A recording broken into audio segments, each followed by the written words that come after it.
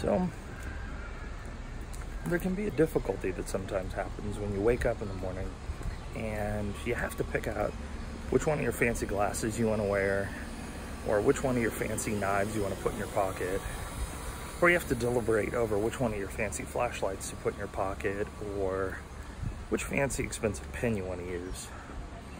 What I found was there were two knives that came across my radar recently, and I became very interested in the two because they represented a huge value in the space of not a very expensive knife. So I wanted to compare the two and live with them in my pocket. I've had the luxury and the opportunity to have a lot of nice knives in my pocket made of amazing things. And these were two companies that I previously dealt with. They're higher end, top of the line knives, and had to deal with some warranty issues just because I carry my knives. I use them, and sometimes you need to talk to the company about how they're functioning and so forth. So comparing these two knives and seeing what kind of value proposition comes out of them was something I was super interested in. And that's kind of the point to our exercise today. So thank you for joining me. It's a beautiful day to go inside and look at knives. Maybe we should do this outside.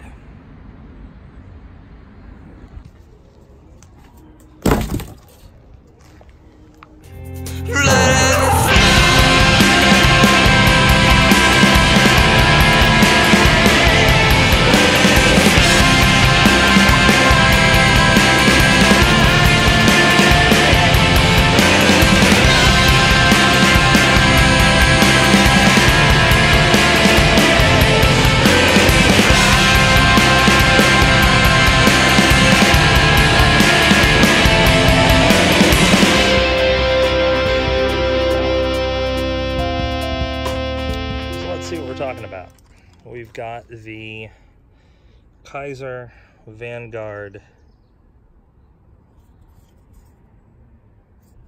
Ray Laconico designed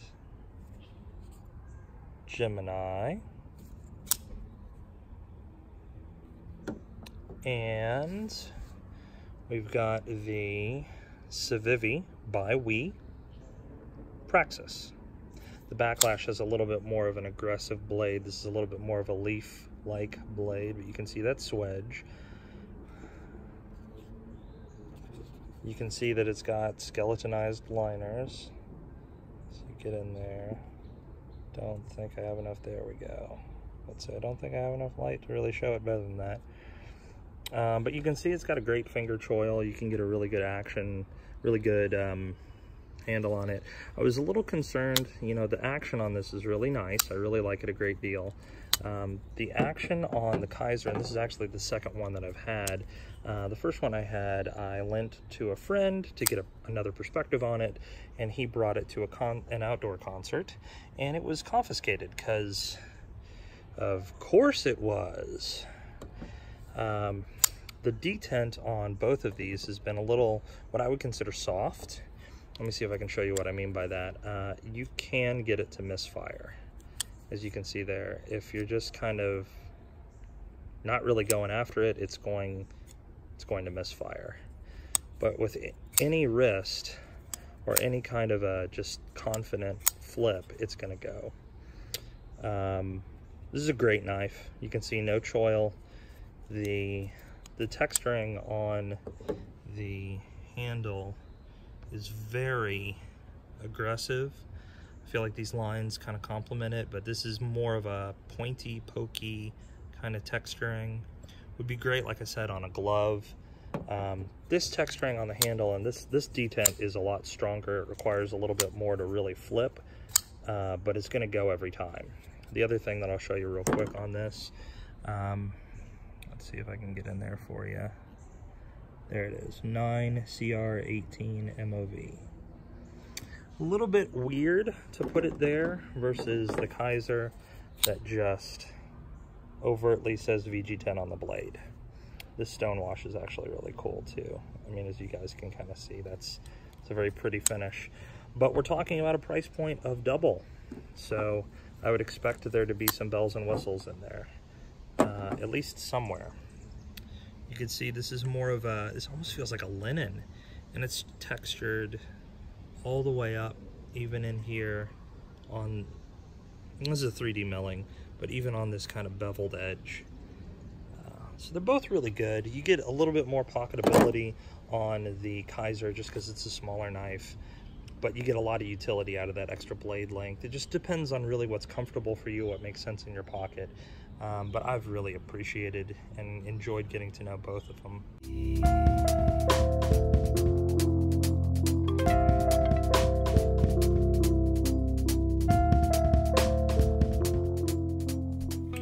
So these are two budget knives from two pretty amazing Chinese makers, Kizer and WE.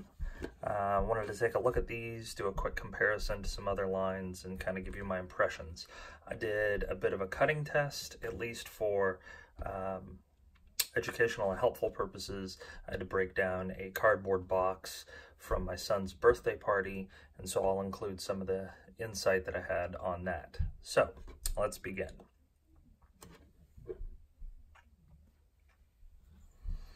First up, let's take a look at the Kizers.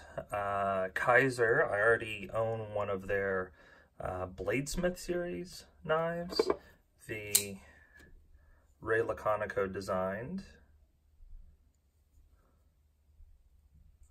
Let's see, URSA minor.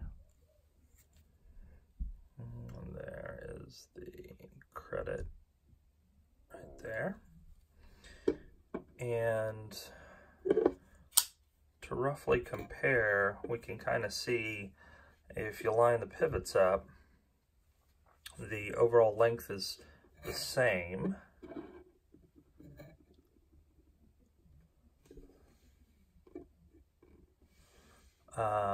The steels are very different. This is S35 VN with a titanium handle. This is a stainless steel frame, a G10 scales, and a VG10 blade. So there's VG10 and S35. So you can kind of see with these two that there is quite a difference in the shape of the blade. Now, I went with the URSA minor specifically because I like the design of the blade. To be honest with you, I was looking for a little bit more pocket jewelry, and so I went with something that was a little bit more aggressive.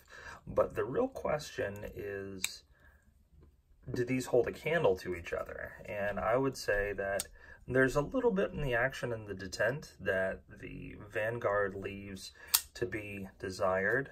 And I'll talk about this a little bit more, but you can see how the misfire can happen pretty easily. The detent on this is not phenomenal. It does do a good job, but the misfire is a little frustrating. Any kind of force put on this flipper, and it's going to flip pretty reliably. If you are timid with it, though, it's going to just not open. Well, that's very different than what I've found with the BLADESMITH series, the full version. Pocket clips are a little, this is the old style pocket clip, this is a new style milled pocket clip. Pocket clip's not bad on the Vanguard, but having a 3D milled pocket clip would be a lot better. But, you know, for the price, it's kind of hard. Action's great on this.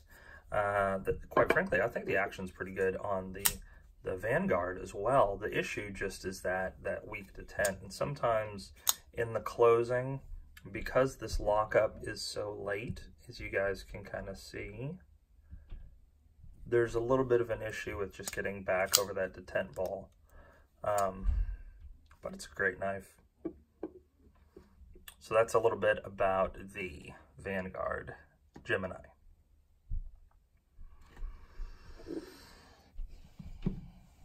Up next is the Civivi Praxis, and I'm going to be comparing that to my WE Elijah Isham designed Zeta. it's a pretty tall comparison. I mean, we've got a very, very expensive knife with the Wii, and we've got a very, very inexpensive knife with the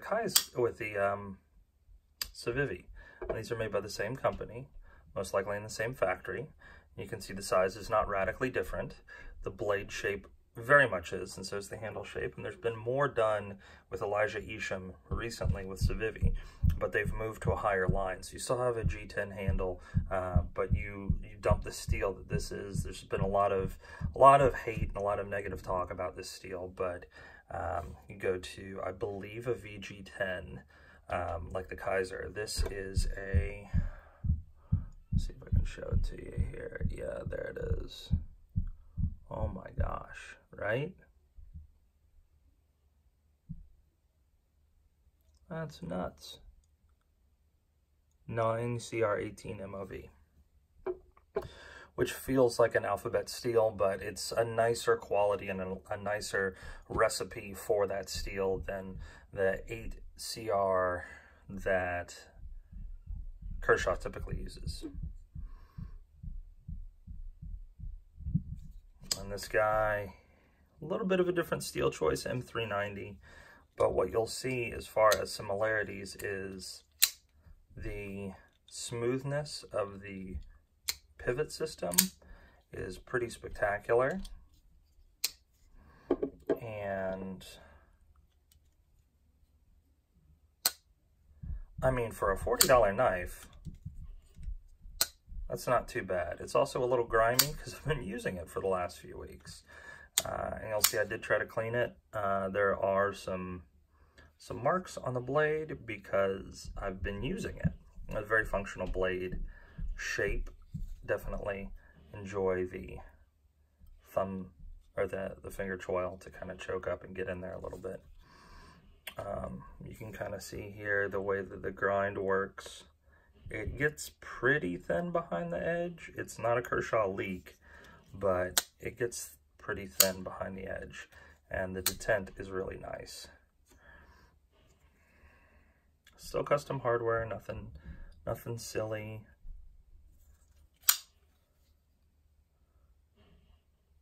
Pretty good lockup on this as well. You know, if the gold or the blue liners aren't your thing, I get it. But for 40 bucks, man, this thing is real hard to beat. This is kind of blown me away a little bit.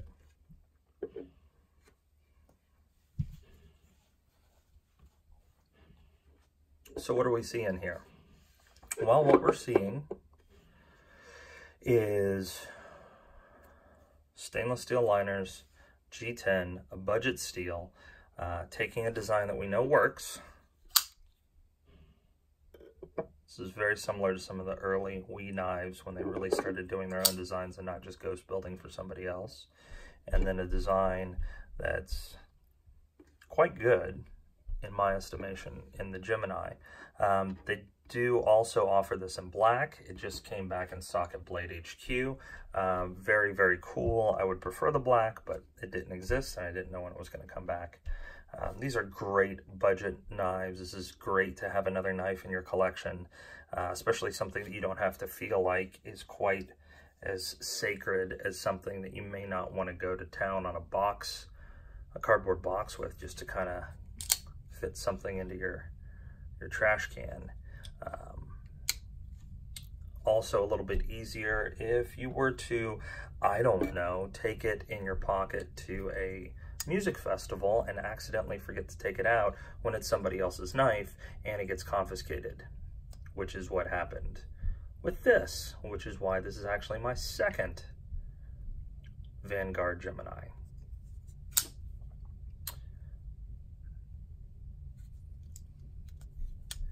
So I'm very interested to see what you guys think, if there's something else in this comparison that maybe I should have looked at as well. I'm going to have a little bit more on what these knives can do. but I found these to be very compelling because they are so similar.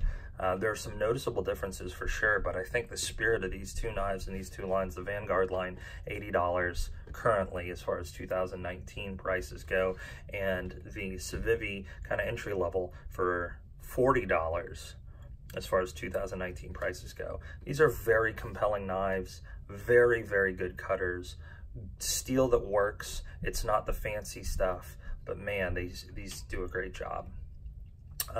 More on kind of vibes on this as we go, but definitely curious if you want to comment down below if there's something that I missed in here that should be a third competitor in this. Well, that'll kind of do it as far as our look at the Kizer Vanguard Gemini, designed by Laconico, this guy here. And the WE knives, budget line, their Civivi line, that guy right there. The WE knives, Praxis. I think both are great. You know, you've got a $40 price tag versus an $80 price tag. It's different.